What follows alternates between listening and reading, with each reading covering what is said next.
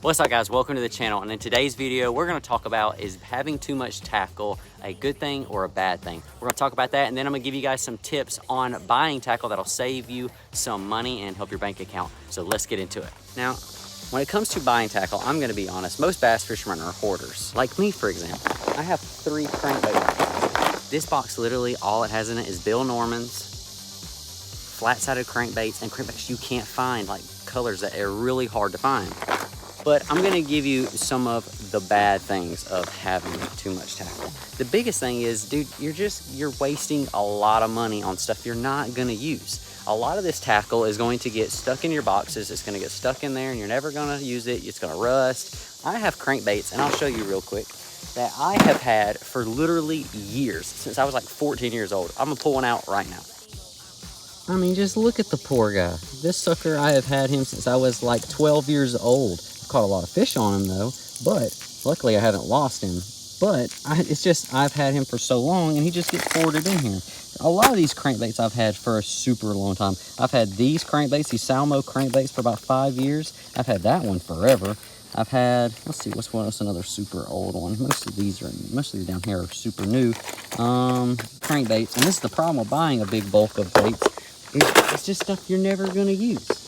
And the biggest thing about a lot of anglers is they have all this tackle, but they get super frustrated on what to throw, what should I use, what color, what size. And really, you just got to keep it simple. You need to keep it simple with the baits you have and not overthink a lot of this stuff. Now, it's okay to have a lot of tackle. It's okay, because then you're always prepared. So all in all, a lot of tackle can be a huge, major problem. It can be a major problem for your bank account. It can be a major problem for your tackle addiction. And it also can become a major problem on the water.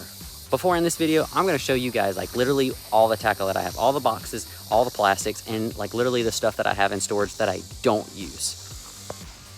Okay, now this is the tackle that is inside my main tackle storage in my boat up front.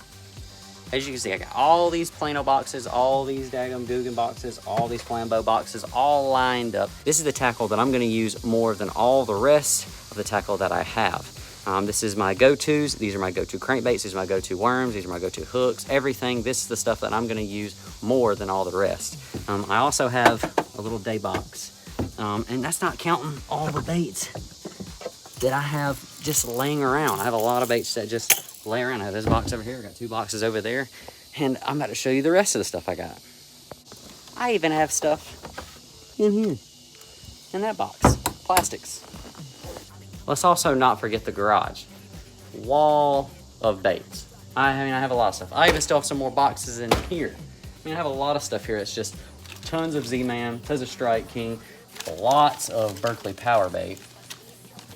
Right there. I mean, look, we even have crankbaits that I haven't opened that are all the same color.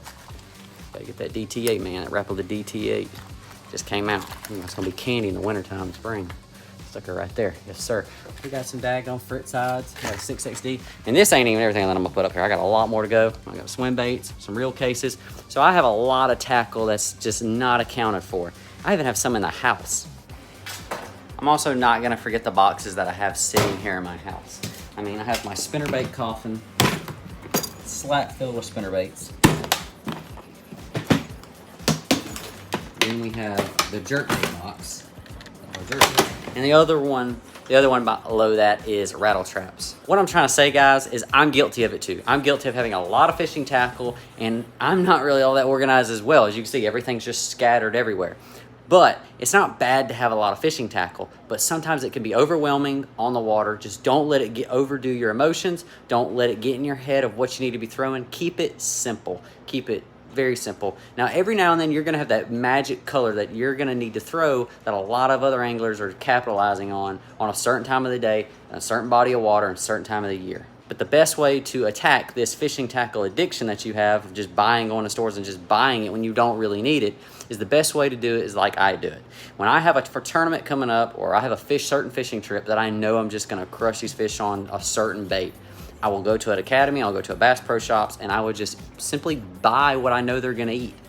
That way I'm saving money, and also on top of it, I'm getting what I need for that next fishing trip. And then over time, all that collects up and you have a bunch of fishing tackle.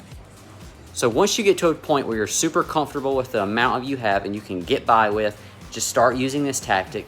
Go to your local, academy, Bass Pro Shops, tackle store, whatever. And like, for example, if I'm going to Lake Lanier next week, I know I'm gonna need shaky heads. I know I'm gonna need certain worms, drop shot worms. I know I'm gonna need light line. I know I'm gonna need certain hooks and certain baits, walking baits. So I go ahead and I buy like just a little bit of that stuff. It accumulates over time, and then you have a big, huge just collection of tackle. And then you may not have to go buy any, which I'm a cheapskate anyway. So if you guys enjoyed the video, please leave a thumbs up. It really helps the channel, get us on the algorithm. Subscribe to the channel. Also, follow me on Instagram, TikTok, and Facebook, and I'll see you guys next time. Peace out.